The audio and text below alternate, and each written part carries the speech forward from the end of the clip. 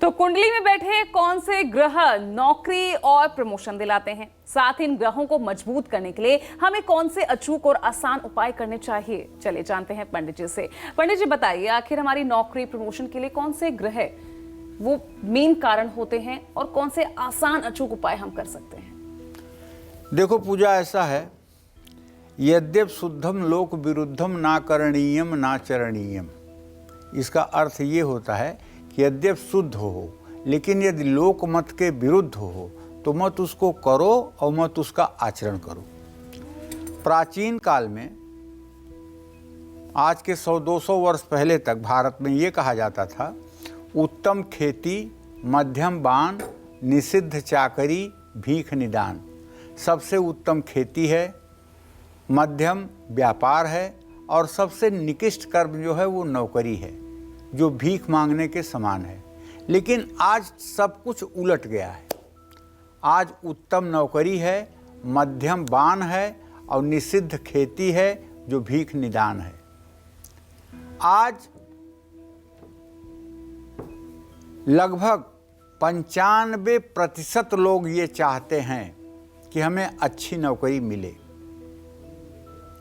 और नौकरी का इतना जुनून होता है लोगों के अंदर कि दिन को दिन, रात को रात नहीं समझते हैं और उसके लिए प्रयत्नशील रहते हैं। ज्योतिष शास्त्र में अगर देखा जाए तो सूर्य, मंगल और चंद्रमा 3 ऐसे ग्रह हैं जो आपको अच्छी नौकरी और प्रमोशन देते हैं, उसके कारक हैं। जैसे सूर्य और मंगल अगर उच्च राशि के होंगे, चंद्रमा अगर उच्च राशि का होगा, तो ऐसा व्यक्ति कोई साधारण नौकरी करने वाला नहीं होगा, प्रशासनिक अधिकारी होगा, यूपीएससी क्वालिफाई करेगा, यूपीपीसीएस क्वालिफाई करेगा। ऐसा व्यक्ति प्रशासनिक सेवक होगा, प्रशासन करने वाला होगा। अच्छी नौकरी पाने के लिए, नौकरी में प्रमोशन के लिए हर रोज सूर्य को जल जरूर देना चाहिए। सूर्य को जल क्यों देना चाहिए? क्या सूर्य आकर के पृथ्वी पर आपके लिए नौकरी का निर्माण करेंगे? नहीं। हकीकत यह है कि सूर्य जब उदय होता है तो उसकी किरणों से जो तेज निकलता है वो मनुष्य के शरीर में आत्मविश्वास का संचार करता है। अगर इसको वैज्ञानिक दृष्टि से बोलें तो ये कह सकते हैं कि सूर्य के उदय होने के 24 मिनट के अंदर सूर्य की किरणों से विटामिन डी आती है, जो मनुष्य की शरीर अवशोषित करता है और उससे आत्मविश्वास बढ़ता है। और सूर्य को जब जल चढ़ाया जाता है तो जल के बीच में से जो किरणें आकर के शरीर पर पड़ती हैं, चेहरे पर पड़ती है, उससे आत्मविश्वास में मजबूती आती है। शुक्रो शुक्रश्च तथा नेत्रम चंद्रमा मनसस्तथा आत्मा वै दिन कृते यत्र बुधो बालत्व धीमतः। आत्मा का कारक ग्रह जो है वो सूर्य है। कुछ लोग ऐसे होते हैं जिन्हें सारा विषय आता रहता है, लेकिन अगर उनसे सामने वाला कोई पूछ ले तो सब कुछ भूल जाते हैं, इसलिए कि उनका आत्मविश्वास बहुत कमज़ोर होता है। और आत्मविश्वास जब कमज़ोर होगा तो ना आप इंटरव्यू फेस कर पाएंगे और ना आप सामने वाले के प्रश्न का जवाब दे पाएंगे। और सूर्य मजबूत होगा तो आपको कम विषय आता रहेगा, तब भी आप आंखों में आंख मिलाकर बात कर पाएंगे और अपनी बात को ठीक से कह पाएंगे। तो इसलिए हर सनातन धर्मी को अपने जीवन में सफल होने के लिए सूर्य की उपासना आवश्यक है। जो लोग नित्य प्रातः सूर्य की उपासना करते हैं, सूर्य के मंत्रों का जप करते हैं, सूर्य को जल चढ़ाते हैं, सूर्य को अपलक निहारते हैं, उनकी जिंदगी सामान्य लोगों से कई गुना ज़्यादा बेहतर होती है। इसीलिए हमारे शास्त्रों में कहा गया है कि सूर्य की उपासना सभी सनातन धर्मियों के लिए आवश्यक है। जब सूर्योदय हो रहा है उसी समय आप सूर्य को देखिए। शास्त्रों में तो त्राटक की विधि कही गई है, लेकिन छोड़िए, अगर आपकी आंखों में थोड़ी सी भी प्रॉब्लम है तो आपको ये रिस्क नहीं लेनी चाहिए। त्राटक का मतलब कि पलक न झपे और सूर्य की तरफ देखते रहे, इसको कहते हैं त्राटक। जो इस तरह 3 मिनट तक लगातार कर सकता है वो पूरी दुनिया को सम्मोहित कर सकता है। तो अपने पास आपको एक चांदी का चौकोर टुकड़ा रखना चाहिए और श्वेतार्क, जिसको अकवन भी कहते हैं और मंदार भी कहते हैं, श्वेतार्क का पौधा आपको अपने परिसर में जरूर लगाना चाहिए और उसे अगर रोज नहीं तो रविवार को जल से जरूर सींचना चाहिए।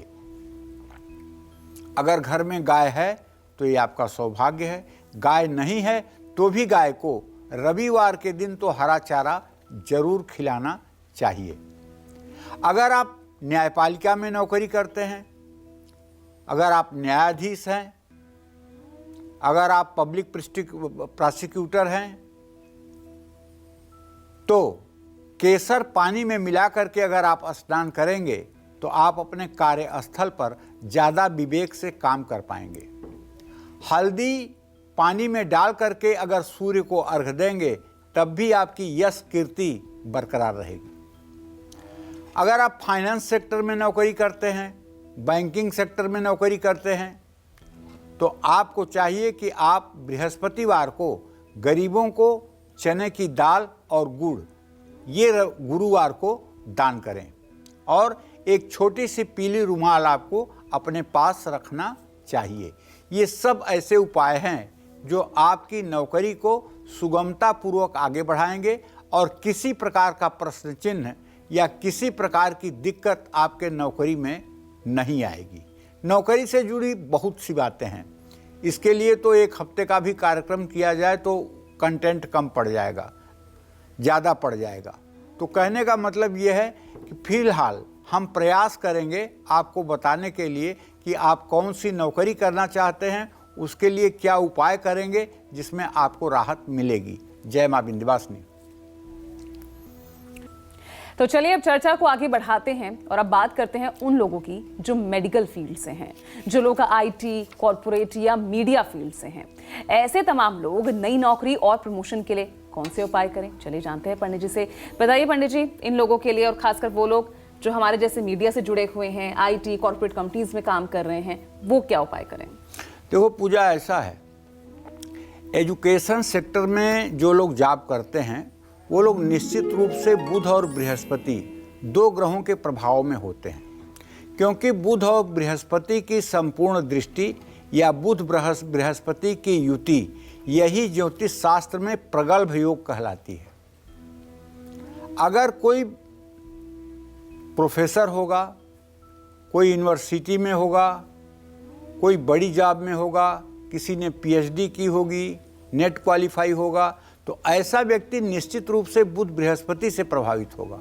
अगर आप एजुकेशन सेक्टर में जॉब करते हैं तो हर रोज़ आपको 108 बार गायत्री मंत्र का जप जरूर करना चाहिए और आपको अपने माथे पर अष्टगंध, अगर अष्टगंध नहीं मिलता है तो कम से कम हल्दी का तिलक जरूर लगाना चाहिए और अपने तर्जनी उंगली में सोने का एक छल्ला पहनना चाहिए। अपना कलम किसी को भी इस्तेमाल करने के लिए कभी नहीं देना चाहिए। अगर आप मेडिकल फील्ड से हैं या मेडिकल फील्ड में नौकरी करते हैं तो 27 रविवार पानी में चावल मिला करके सूर्य को आपको अर्घ देना चाहिए। अगर तकनीकी क्षेत्र में नौकरी करते हैं तो लाल कपड़े पहनकर हनुमान चालीसा का पाठ करना चाहिए, हर रोज़ करना चाहिए। अगर आप कॉरपोरेट सेक्टर में नौकरी करते हैं तो अपने घर में पीले रंग की गणेश प्रतिमा आपको रख करके उनकी पूजा उपासना करनी चाहिए। और अगर आप मीडिया के क्षेत्र में नौकरी करने जा रहे हैं और कर रहे हैं तो हर रोज़ सुबह आपको शिव जी के सामने दुर्वा जरूर चढ़ानी चाहिए। सफ़ेद क्रिस्टल गले में धारण करना चाहिए।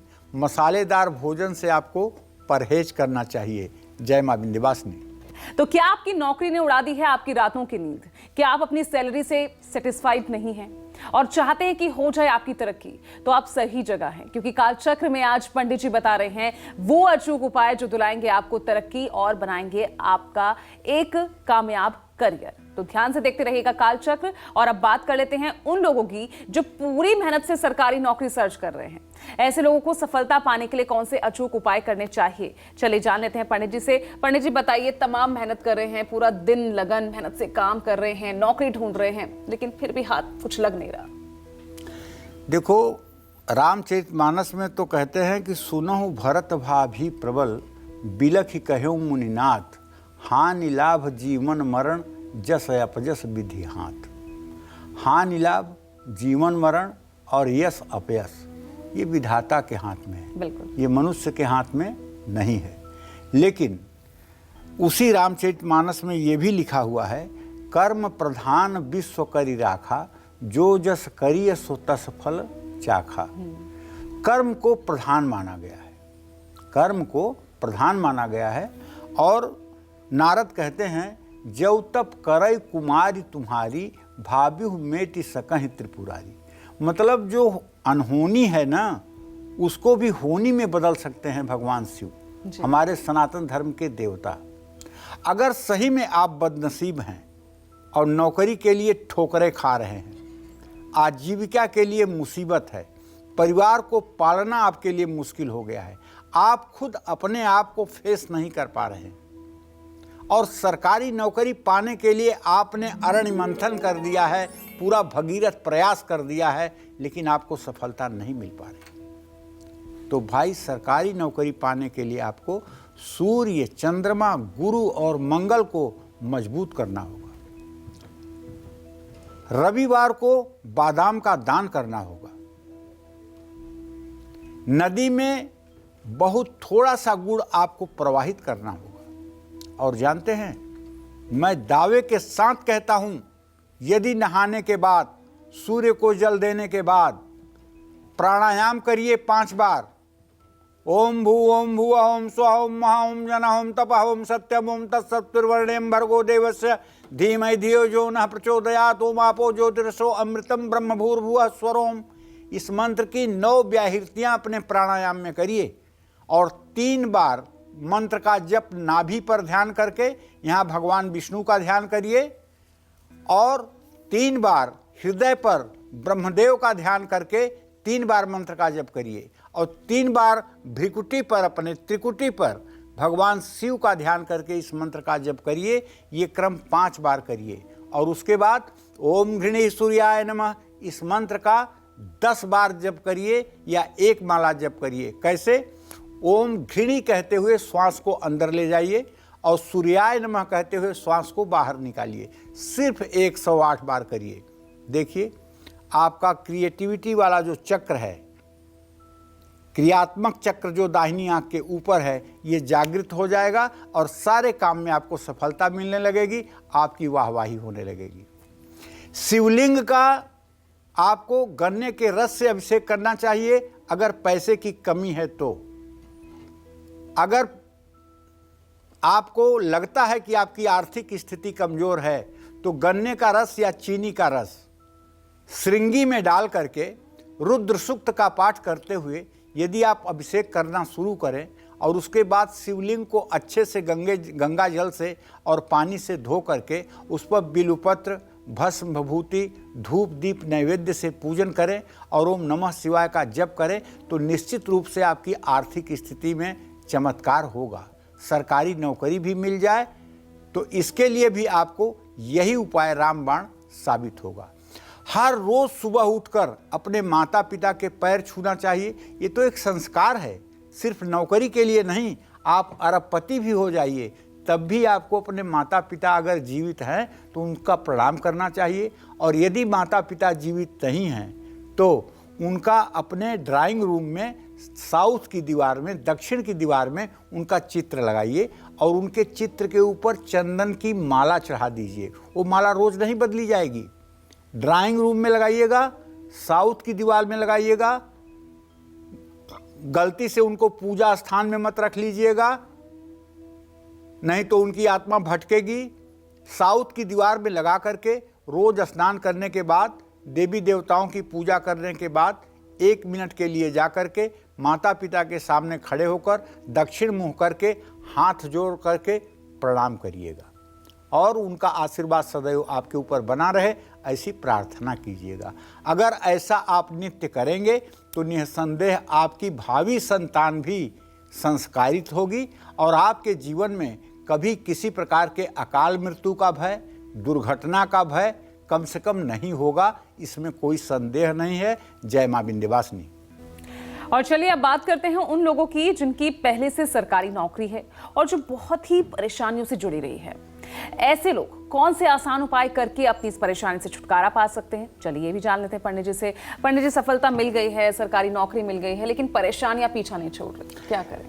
देखो पूजा, एक बात तो मैं कहना चाहूंगा,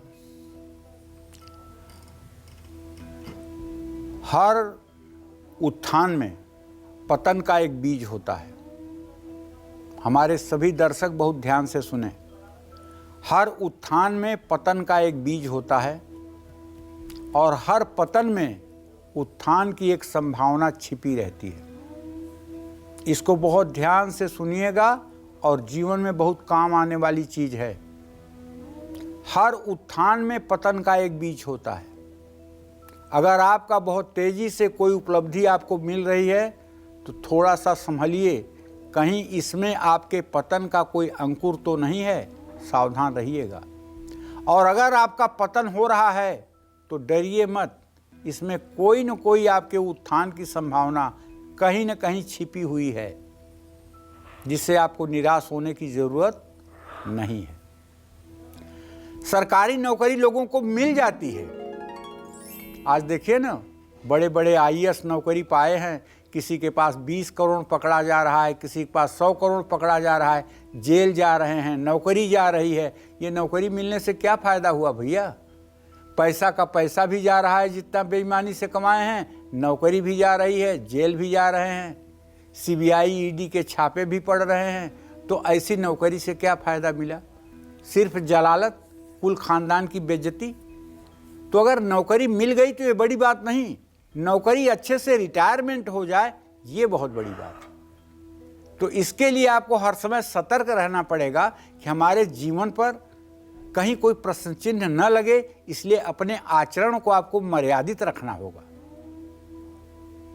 और आपको कुछ परोपकार के काम हर समय करते रहने चाहिए, जैसे हैंडपंप हो गया, कुआं हो गया, वाटर कूलर हो गया, मटका हो गया। इसको ऐसी जगह पे आपको लगवाना चाहिए जिससे आम जनता पानी पी सके। जिन लोगों को सरकारी नौकरी में प्रमोशन नहीं मिल रहा है, उनको 43 दिनों तक लकड़ी का कोयला, एक मुट्ठी कोयला गंदे पानी में भी बहाना चाहिए। इसका भी लाभ मिलता है, लेकिन ये तो एक टोटका है, कोई गारंटी नहीं है कि प्रमोशन हो ही जाएगा। अगर सचमुच में प्रमोशन चाहते हैं तो आपको हनुमान जी को प्रसन्न करना होगा। और हनुमान जी को प्रसन्न करने का सबसे सटीक उपाय है 10 बार हनुमान चालीसा का पाठ करिए और पंचमुखी हनुमान का चित्र लगा करके उनकी सेवा करिए। सेवा भाव से मेवा खाने का अवसर मिल ही जाएगा। जय मां विंध्यवासिनी।